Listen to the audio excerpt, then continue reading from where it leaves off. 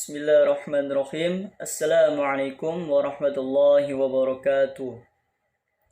Perkenalkan, nama saya Jihan Faisal Fadli. Di sini saya akan menerangkan tasyrih pada masa sahabat kecil.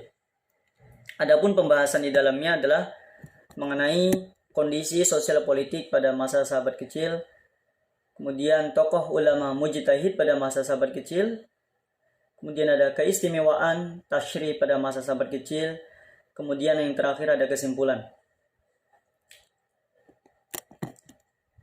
Adapun kondisi sosial politik pada masa tersebut adalah, menurut Arnold, perubahan hukum itu akan dipengaruhi oleh 3 faktor. Yang pertama, adanya kumulasi progresif dari penemuan-penemuan di bidang teknologi. Yang kedua, adanya kontak atau konflik antara kehidupan masyarakat. Yang ketiga, adanya gerakan sosial atau social movement dalam hukum Islam. Perubahan sosial budaya dan letak geografis menjadi variabel penting yang ikut mempengaruhi adanya perubahan hukum. Ibnu Qayyim al-Jauziyah menyatakan bahwa berubahnya hukum dikarenakan berubahnya zaman, tempat, kebiasaan, dan niat. Dalam kaidah fiqh lainnya disebutkan, hukum itu berputar bersama ilatnya atau alasan hukum, baik dari sisi wujudnya maupun ketiadaan ilatnya. Salah satu bukti konkret betapa faktor lingkungan sosial budaya berpengaruh terhadap hukum Islam adalah munculnya 2 pendapat Imam Syafi'i yang dikenal dengan qaul qadim dan qaul jadid. Pendapat lama, qaul qadim, adalah pendapat hukum Imam Syafi'i ketika beliau berada di Baghdad. Sementara itu, menurut Muhammad Musa At-Tiwana, objek ijtihad itu dapat dibagi menjadi 3 bagian. Yang pertama, ijtihad dalam rangka memberi penjelasan dan penafsiran terhadap nas. Yang kedua, ijtihad dalam melakukan qiyas terhadap hukum-hukum yang telah ada dan telah disepakati. Yang ketiga, ijtihad dalam arti penggunaan rahyu. Dalam pertumbuhannya, hukum Islam tidak pernah lepas dari pengaruh kondisi yang sedang terjadi pada saat itu. Begitu pula yang terjadi pada masa sahabat kecil dan tabi'in. Produk hukum Islam yang dihasilkan akan sedikit banyak berubah dari masa sebelumnya karena kondisi yang berbeda. Baik metode istimbat yang dipakai maupun hasil dari istimbat itu sendiri. Pada masa sahabat kecil dan tabi'in, terdapat 2 dinasti besar yang memiliki pengaruh terhadap pertumbuhan hukum Islam, yaitu dinasti Umayyah dan dinasti Abbasiyah. Adapun kondisi kedua dinasti mempunyai kesamaan dan perbedaan masing-masing. Tokoh ulama mujtahid pada masa sahabat kecil, yaitu ada Jamaluddin Al-Afghani, atau nama panjang beliau adalah Muhammad Jamaluddin Al-Afghani. Beliau dilahirkan di Asadabad, Afghanistan pada tahun 1254 Hijriah atau 1838 Masehi. Ayahanda beliau bernama Sayyid Safdar Al-Husainiyah yang nasabnya bertemu dengan Sayyid Ali At-Turmuzi, seorang perawi hadis yang masyhur yang telah lama berimigrasi ke Kabul. Juga dengan nasab Sayyidina Husain bin Ali bin Abi Thalib pada usia 8 tahun. Al-Afghani telah memperlihatkan kecerdasannya yang luar biasa. Beliau tekun mempelajari bahasa Arab, sejarah, matematika, filsafat, fiqh, dan ilmu keislaman lainnya. Dan pada usia 18 tahun, ia telah menguasai hampir seluruh cabang ilmu pengetahuan meliputi filsafat, hukum, sejarah, kedokteran, astronomi, matematika, dan metafisika. Al-Afghani segera dikenal sebagai profil jenius yang penguasanya terhadap ilmu pengetahuan bab ensiklopedia. Kemudian ada Muhammad Abduh. Muhammad Abduh lahir di suatu desa di Mesir Hilir. Di desa di mana tidak dapat diketahui dengan pasti karena ibu bapaknya adalah orang desa biasa yang tidak mementingkan tanggal dan tempat tanggal lahir anak-anaknya. Tahun 1849 adalah tahun yang umum dipakai sebagai tanggal lahirnya. Taklid kepada ulama-ulama tidak perlu dipertahankan, bahkan mesti diperangai. Karena taklid inilah yang membuat umat Islam berada dalam kemunduran dan tidak dapat maju.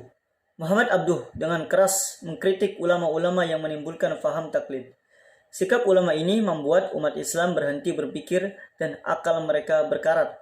Sikap umat Islam yang berpegang teguh pada pendapat ulama klasik dipandang berlainan betul dengan sikap umat Islam dahulu. Al-Quran dan hadis melarang umat Islam bersifat taklid. Kemudian Syekh Muhammad As-Sirhindi. Dia bernama Ahmad bin Abdul Ahad bin Zainal Abidin As-Sirhindi.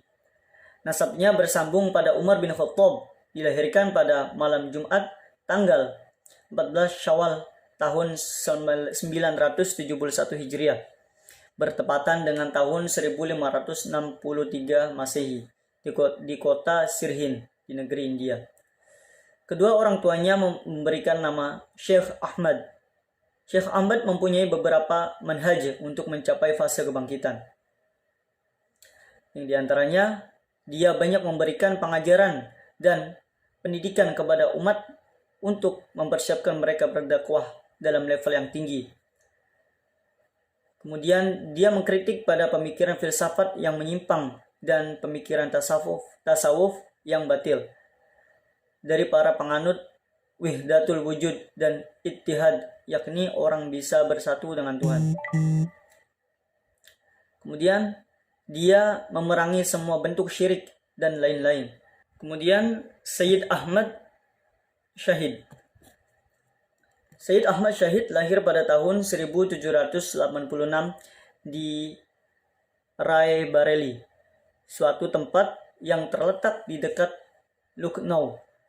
Ajaran Sayyid Ahmad Syahid mengenai tauhid mengandung hal-hal berikut.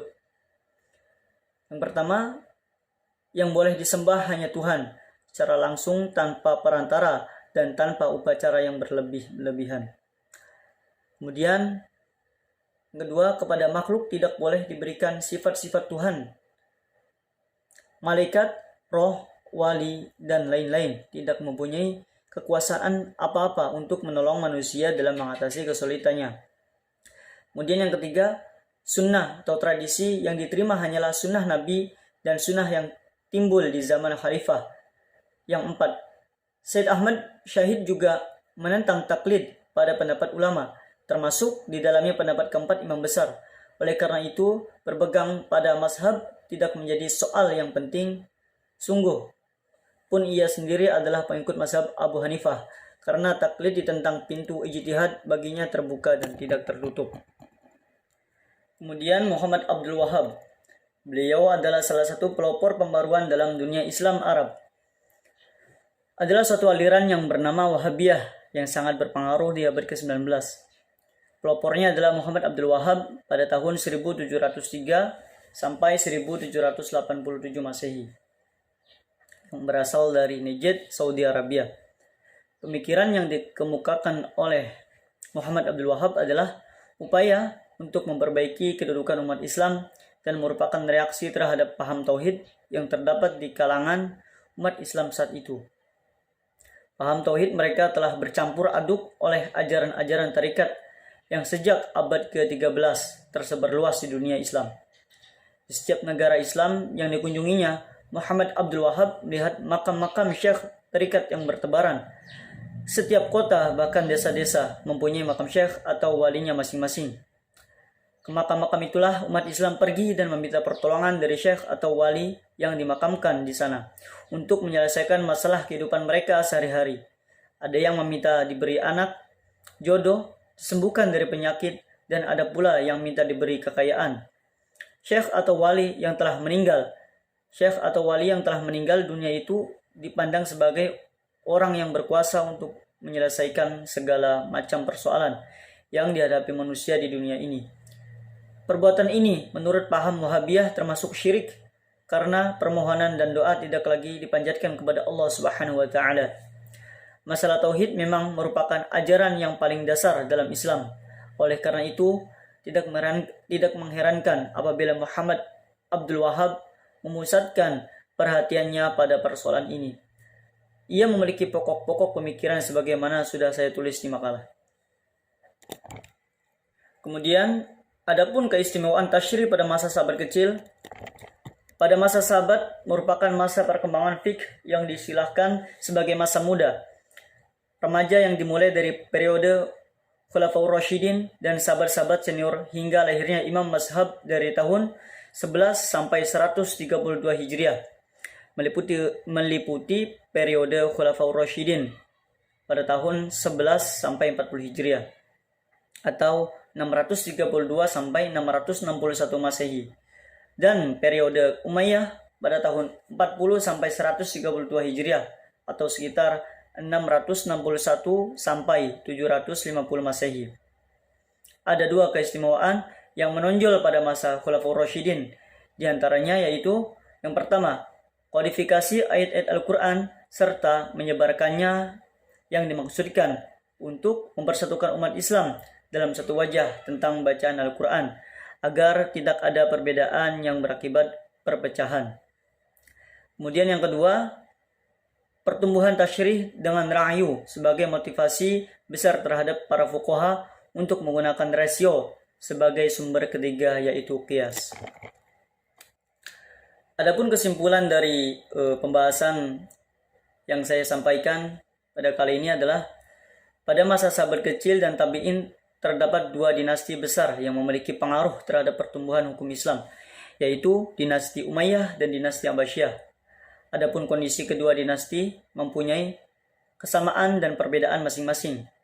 Tokoh ulama mujtahid pada masa sahabat kecil antara lain yang pertama Jamaluddin Al-Afghani, yang kedua Muhammad Abduh, yang ketiga Syekh Muhammad Asir Hindi, yang keempat Sayyid Ahmad As-Syahid, yang kelima Muhammad Abdul Wahab. Kemudian ada dua keistimewaan yang menonjol pada masa Khulafaur Rasyidin, yaitu kodifikasi ayat-ayat Al-Quran serta menyebarkannya yang dimaksudkan untuk mempersatukan umat Islam dalam satu wajah tentang bacaan Al-Quran agar tidak ada perbedaan yang berakibat perpecahan di antara kalangan umat Islam. Kemudian yang kedua, pertumbuhan tasyri dengan ra'yu sebagai motivasi besar terhadap para fuqaha untuk menggunakan rasio sebagai sumber ketiga, yaitu qiyas. Mungkin sekian dari saya untuk pembahasan tasyri pada masa sahabat kecil. Kesempurnaan hanya milik Allah Subhanahu wa taala dan kekurangan pasti itu murni dari diri saya sendiri. Assalamualaikum warahmatullahi wabarakatuh.